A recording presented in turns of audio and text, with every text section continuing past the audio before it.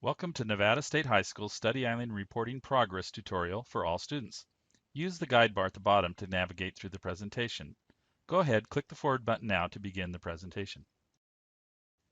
In this presentation, we will be reviewing important information that you will use for Study Island. We will discuss the individual requirements, basics about logging into Study Island, changing your password, and also how to report your progress so that you can successfully get credit for your work.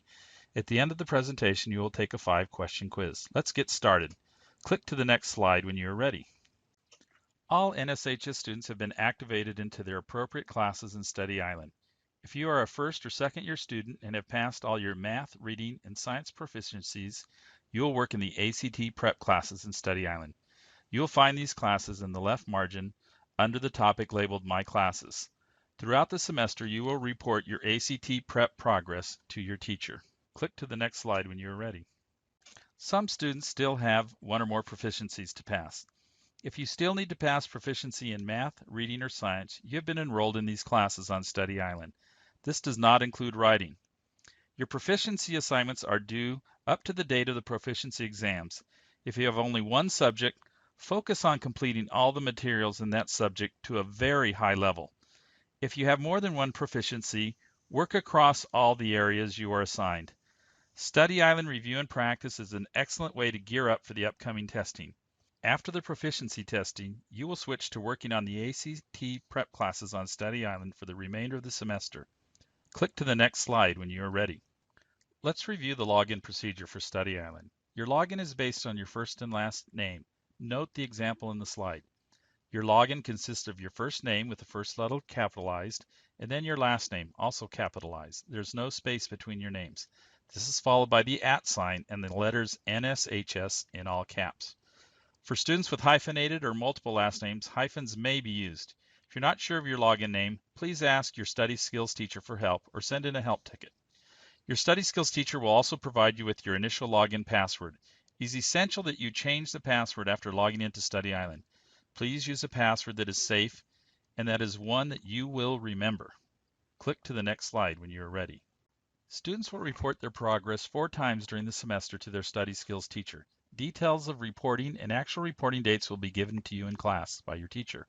Progress in Study Island is measured by ribbons. Each time you successfully complete a topic, you will be awarded a ribbon.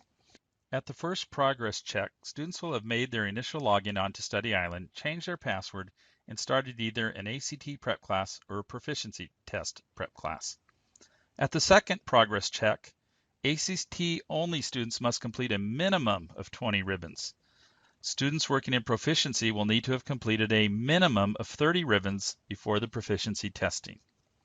At the third check, all students will need to have completed a minimum of 35 ribbons. Your final semester progress check must show completion of a minimum of 50 ribbons in order to get full credit for your Study Island work. Remember, the deadlines for reporting your progress will be given to you by your study skills teacher.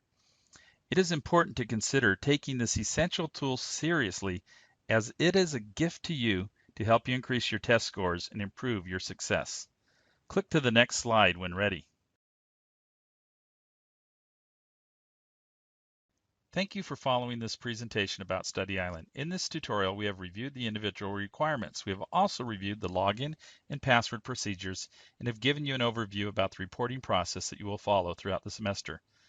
Now let's take a short 5-question quiz on your understanding of the tutorial. Click to the next slide when ready.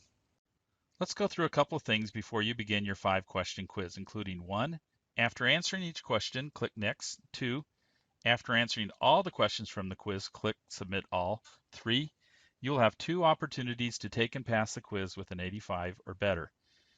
Take your time and read each question thoroughly. Go through the quiz at your own pace by selecting your answers and clicking the Next button when you are ready, or the Back button to go back to a previous question. Remember to click the Submit All button when you are ready to give a final submission for your entire quiz and receive a grade.